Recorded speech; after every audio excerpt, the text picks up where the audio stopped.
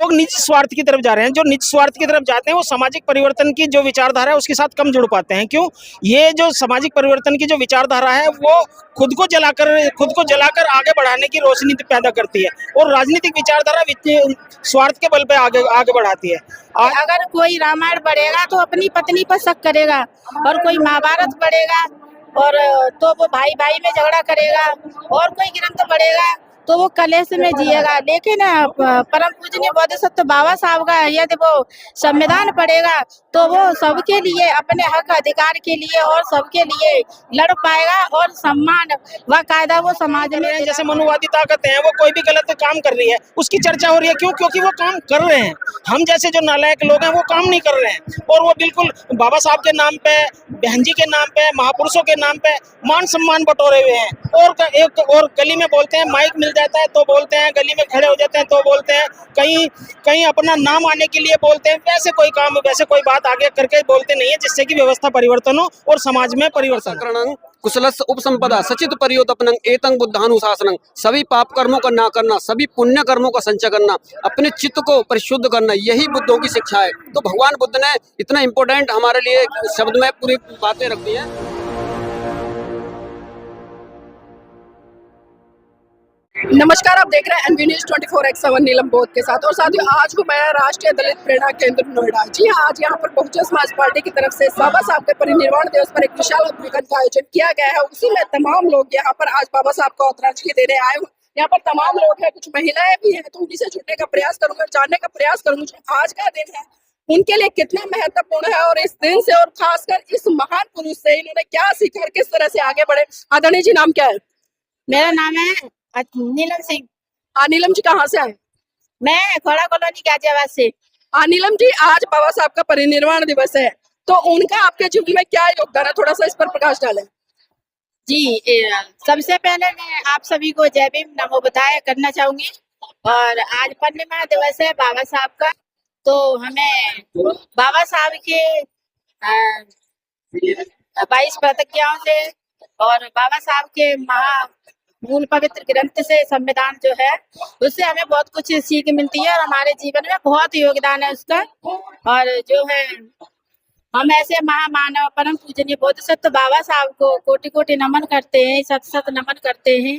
और श्रद्धा सुमन अर्पण करते हुए मैं आप सभी से यही कहना चाहूंगी कि बाबा साहब के 22 प्रतिज्ञाओं को फॉलो करोगे और संविधान पर चलोगे, संविधान को पढ़ोगे, और तो आप अपने हक अधिकार के लिए लड़ पाओगे, और जो नहीं मिलेगा उसको संघर्ष करके छीन पाओगे। और ये बाबा साहब कोई मामूली चीज नहीं है। ये जो है, इसको जो मानता है वो जीवन में बहुत आगे बढ़ता है। और ये हमारे जीवन को जीने के लिए, एक जीने की जो महान कला होती है, वो बाबा साहब की हमारी 22 प्रतिज्ञा है, बाबा साहब का संविधान है। और मेरा सबसे ज्यादा योगदान ये रहा है कि हम अपने बाबा साहब को ही मानते हैं और उनको ही फॉलो करते हैं और बाबा साहब का ही संविधान पढ़ते हैं। इससे जीवन में और बच्चों को, बड़े बूढ़ों को, बुजुर्गों को जीने की शान शौकत से जो जीने की हमें जो कला मिलती है, वो बाबा साहब के परम पूजनीय बोधिसत्व बाबा साहब के संविधान से ही मिलती है।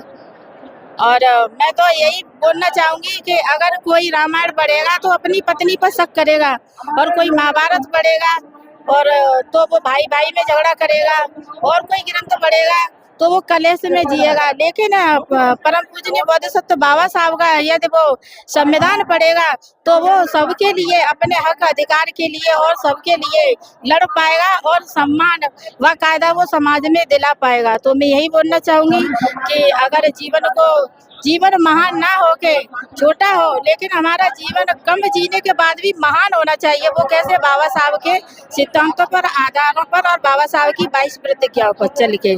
जी, तो देखिए, कहीं ना कहीं इन्होंने एक बात बहुत अच्छी कही है कि जीवन भले छोटा हो लेकिन महान होना चाहिए। और इस तरह से हमारे तमाम जो नायक नायिका है उनका संदेश है कि भेड़ बकरी की जिंदगी से जीने का से अच्छा है कि आप शेर का एक दिन जीवन जी लो। इसी कड़ी मेरे साथ में और भी लोगों से। सर, आपका नाम क्या है? जी, मेरा नाम प्रवीण गौतम है और हम कौंडली से आए हुए हैं। और आज का दिन बहुत ही महत्वपूर्ण है। बाबा साहब 6 दिसंबर के दिन ही परिनिर्वाण हुआ था उनका, और बाबा साहब ने अपने मरण उपरांत एक पुस्तक लिखी थी जिसका नाम था बुद्धाइज धम्मा, लेकिन आज तक समाज में उसका ना तो प्रचार प्रसार है ना ही उस पर काम किया जाता। लेकिन बाबा साहब की बुद्धाइज धम्मा हमारे भारत के जितने भी बहुजन लोग हैं उनके हर घर में होनी चाहिए, क्योंकि उसके अंदर बाबा साहब के पूरा जीवन उसके अंदर निछावर कर दिया है। लेकिन जब तक हम बुद्धाइज धम्मा को नहीं पढ़ेंगे बाबा साहब का सपना साकार नहीं कर पाएंगे। अभी हमारे समाज के अंदर बाबा साहब के बात तो करते हैं लेकिन बाबा साहब के सिद्धांत पे नहीं चलते हैं। अपने आप को अम्बेडकरवादी कहते हैं लेकिन अनुयायी बनने के उधर नहीं जा रहे हैं। हमें अनुयायी बनना है, अम्बेडकरवादी नहीं बनना है। अनुयायी और अम्बेडकरवादी में फर्क क्या है, थोड़ा सा ये बताएं। जी, अनुयायियों में अंतर ये होता है कि जो अनुयायी होते हैं वो अनुसरण करते हैं बाबा साहब की कई बातों का और उनके पद चिन्हों पर चलते हैं। जो अम्बेडकरवादी होते हैं वो सादी सिर्फ जय जयकार करते हैं और बाकी उनके अंदर घर के अंदर जाके देखोगे तो पाखंडवाद भरा हुआ है और अहंकार भरा हुआ है उनके अंदर। अभी समाज के अंदर उनको अनुयायी बनना होगा तभी बाबा साहब का सपना पूरा होगा। अच्छा, 1935 में बाबा साहब ने घोषणा की थी कि मैं हिंदू धर्म में पैदा हुआ, ये मेरे बस की बात नहीं थी, लेकिन मैं हिंदू धर्म में मरूंगा नहीं। और ठीक 21 साल बाद 1956 में बाबा साहब बौद्ध धर्म की दीक्षा लेते हैं। तो किसी भी महान पुरुष की जय जयकार करना और उसके विचारों को पीछे छोड़ देना, दोनों में कितना बड़ा फर्क देखते हैं, क्या ये उचित है? जी, ये अनुचित है। ये जय जयकार करना जो होता है ये एक श्रद्धा में आ जाता है और जो अनुसरण करते हैं जो बाबा साहब के जो सच्चे बच्चे, तो बाबा साहब का अगर विजन है बुद्ध को धम्म तक घर तक बुद्ध धम्म को घर घर तक पहुंचाना, तो तभी हो पाएगा जब हम धम्म की दीक्षा के साथ साथ हम अपने बच्चों से लेकर बड़ों तक धम्म की जो शिक्षाएं जब तक बच्चों में नहीं पहुंचाएंगे तब तक हम बाबा साहब का मिशन पूरा नहीं कर पाएंगे। अच्छा, धम्म की शिक्षाएं कैसे फैलाओगे? हम देख रहे हैं भारत देश में बहुत सारे ऐसे संगठन हैं जो आज बुद्धिज्म को लेकर प्रचार प्रसार कर रहे हैं। तो क्या लगता है इतने समय लंबा बीत गया बाबा साहब के जाने के बाद में, वो लोग प्रचार प्रसार भी कर रहे हैं, लेकिन जो भारत बोध में होना चाहिए था, या हम राजनीतिक तौर पर भी बात करें, राजनीतिक तौर पर जो बहुजनों के हाथ में सत्ता होनी चाहिए थी, ना तो सत्ता की तरफ उस तरह से बढ़ पाए और ना ही बुद्धिज्म की तरफ इस तरह से बढ़ पाए। तो क्या लगता है कैसे भारत बोध में होगा या फिर जो सत्ता है वो कैसे आएगी? जी, बहुत महत्वपूर्ण सवाल आपने करा है, क्योंकि एक्चुअली हो क्या रहा है समाज में आज जितनी भी पार्टियां या जितने भी संगठन है वो धर्म की तरफ धर्म जो है हमारा बाबा साहब ने जो धर्म का रास्ता दिखाया है उसके तरफ बिल्कुल भी नहीं जा रहे हैं। लेकिन दूसरे के धर्म में क्या लिखा है, हमारे धर्म के लोग उस पर ज्यादा ध्यान देते हैं। लेकिन बाबा साहब ने जितनी किताब लिखी है बुद्धाइज धम्मा, एनिहिलेशन कास्ट और बहुत सारी किताबें लिखी है, लेकिन उनके बारे में कोई भी कहीं मंच से जिक्र नहीं होता है, जबकि उनका जिक्र बहुत होना जरूरी है। एक्चुअली हो क्या रहा है, बुद्धिज्म को फैलाने के लिए जिन धर्मगुरुओं को दिया गया है, लेकिन वो धर्मगुरु अगर भारत के घर घर गांव-गांव जाएंगे और कम से कम 7 दिन का 8 दिन का किसी भी गांव में अगर बैठ जाएंगे तो अवश्य भारत बुद्ध में होगा। और इसके लिए एक संस्था है जो जिसका संस्था का नाम है धम्मपद संघ। धम्मपद संघ का उद्देश्य है भारत को बौद्ध में करना। वो बच्चों को ऑनलाइन शिक्षा दे रहा है, घर बैठे हम बच्चों को धर्म का अनुसरण करा रहे हैं, कैसे व्यवहार करना है, किस तरीके से अपने बच्चों को धर्म के अनुसार चलाना है। तो ये धम्मपद संघ का उद्देश्य है और धम्मपद संघ साथ में ही उसके एक स्कूल भी खोला है और स्कूल का नाम है विश्व अशांति निवारण। इसका नाम में बहुत कुछ छुपा हुआ है। विश्व में आजकल देख रहे हैं भारत के अंदर पूरी दुनिया में देखें तो अशांति ही अशांति है, लेकिन बुद्ध ने शांति का रास्ता दिया है हमें और शांति के मार्ग पे चल के ही हम दूसरों के मानव का जो धर्म है वो शांति का ही धर्म है। अभी दूसरे धर्मों को देखते हैं तो हिंसा की बात कर देते हैं, जरा सी कोई बात हो जाए डिबेट करते हैं तो मारने के लिए दौड़ते हैं। लेकिन बुद्ध का जो धर्म है वो हमें अहिंसा की तरफ लेके जाता है। हिंसा हमारे लिए बिल्कुल भी विचित है। तो धम्म हमें यही सिखाता है। भगवान बुद्ध का एक कहते हैं भगवान बुद्ध सब पापस अकरणं कुशलस्य उपसंपदा सचित परियोतपनं एतं बुद्धानुशासनं, सभी पाप कर्मों का ना करना, सभी पुण्य कर्मों का संचय करना, अपने चित्त को परिशुद्ध करना, यही बुद्धों की शिक्षा है। तो भगवान बुद्ध ने इतना इम्पोर्टेंट हमारे लिए शब्द में पूरी बातें रख दी हैं। तो हमें बुद्ध धम्म सबसे श्रेष्ठ इसलिए लगा और उसको और बच्चों में हम ये पहुंचा भी रहे हैं कि हमारे तो ये बात तो अन्य धर्म के जो ईश्वर का या भगवान की संगत वो लोग भी बोलते हैं कि भाई गलत काम नहीं करना चाहिए, पाप नहीं करना चाहिए। तो बुद्धिज्म में और उनमें फर्क क्या है? ऐसा जी, दोनों में अंतर है। देखते हैं हम जिस तरीके पाप अभी देख रहे हैं दूसरे धर्मों के अंदर पाप हो रहा है। एक तरफ जब धर्मगुरु होते हैं उनकी भाषा शैली देखिए और बुद्धिज्म के जो धर्मगुरु हैं उनकी भाषा शैली देखिए, जमीन आसमान का अंतर है। वो मानवता, दया, मैत्री, करुणा की बात करते हैं और दूसरे वाले लोग दूसरे की जो आज भी देखते हैं हम बुद्धिज्म की जितनी भी आज स्ट्रक्चर खड़ा हुआ है उस पर कब्जा करे हुए हैं। लेकिन बुद्धिज्म के जितने भी धर्मगुरु हैं कभी भी हिंसा की बात नहीं करते कि हमें ये छीननी है। लेकिन अभी भी देखते हैं दूसरे धर्म के लोगों में अगर कोई चीज पाई जाती है तो वो हिंसा के तरफ जाते हैं और ऐसा हमने देखा भी है भारत के अंदर। तो दोनों में बहुत अंतर है। अच्छा, बाबा साहब के परिनिर्वाण दिवस पर और क्या कहना चाहेंगे लोगों को, ताकि उनके विचार, उनकी क्रांति लोगों में ज्यादा से ज्यादा फैले और लोग उस दिशा की तरफ बढ़े जिसके लिए बाबा साहब ने बात की। बहुत महत्वपूर्ण सवाल करा आपने आदरणीय जी। 6 दिसंबर का जो बाबा साहब का परिनिर्वाण दिवस है, अगर बाबा साहब के सच्चे अनुयायी हो आप, तो बाबा साहब की कही बातों पर चलना होगा आपको। मूर्ति में बाबा साहब नहीं है, बाबा साहब है किताबों के अंदर। बाबा साहब की किताबों को पढ़िए और बाबा साहब के कही अनुसार, धम्म के अनुसार चलें। और बाबा साहब ने कहा है कि बुद्धिज्म हमारे लिए सबसे पहला रास्ता है जो जीवन को सफल बनाना हमें। शिक्षा के साथ हमें धम्म की तरफ भी जाना होगा, तभी आप बाबा साहब के असली अनुयायी बन पाएंगे। जी, आप कहाँ से आए हैं? हम जिला बिजनौर से। किस लिए आए आज यहाँ पर? हम बहन जी के लिए आए हैं यहाँ पे।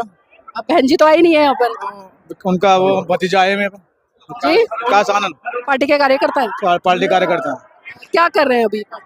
पार्टी में विधानसभा सचिव है विधानसभा सचिव है, तो एक सचिव का काम क्या है? जी। एक सचिव का काम क्या है? सचिव का काम ये है पार्टी को जोड़ना और बहन जी की 2027 में सरकार बनाना। आज इतने लोग यहाँ पर आए हैं तो किस लिए आए हैं जानते हो आप?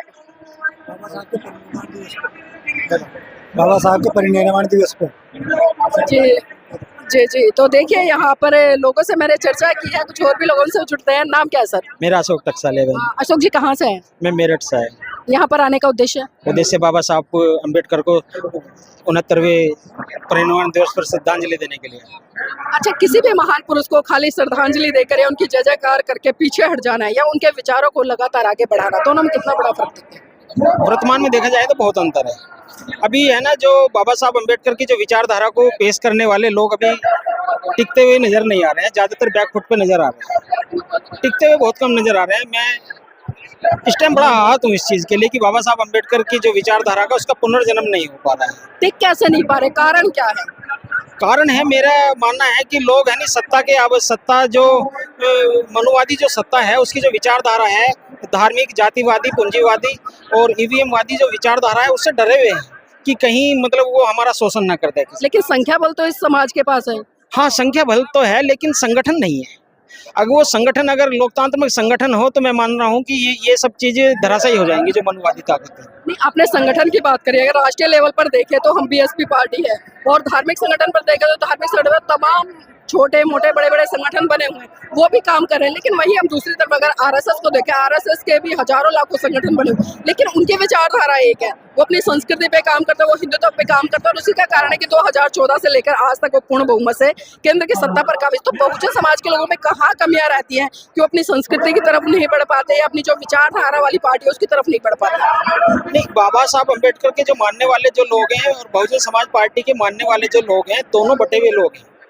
एक सामाजिक परिवर्तन चाहते हैं, एक राजनीतिक परिवर्तन चाहते हैं। जो राजनीतिक परिवर्तन चाहते हैं वो निज हित की राजनीति परिवर्तन चाहते हैं। लेकिन लगता नहीं आपको अगर सामाजिक परिवर्तन होगा तो राजनीतिक परिवर्तन अपने आप हो जाएगा? बेशक बाबा साहब अम्बेडकर जिनकी हम आज श्रद्धांजलि दे रहे हैं, बाबा साहब अम्बेडकर की, उनका कहना ही है कि सामाजिक परिवर्तन से राजनीतिक परिवर्तन आता है। लेकिन आज की जो व्यवस्थाएं हैं, आज के जो प्रतिनिधि करता है, चाहे वो सामाजिक प्रतिनिधि हो चाहे वो राजनीतिक प्रतिनिधि हो, वो सामाजिक परिवर्तन नहीं करना चाह रहे हैं। अगर सामाजिक परिवर्तन करना चाहे, आज हमारी राष्ट्रीय पार्टी है और राष्ट्रीय पार्टी अगर ये चाहे तो जिस प्रकार से जितना वोट बैंक अगर पूरे भारत में किसी पार्टी के पास वोट है तो वो बहुजन समाज पार्टी के पास वोट है। अगर ये चाहे एकदम लाम बंद हो गए तो ईवीएम बंद हो सकती है।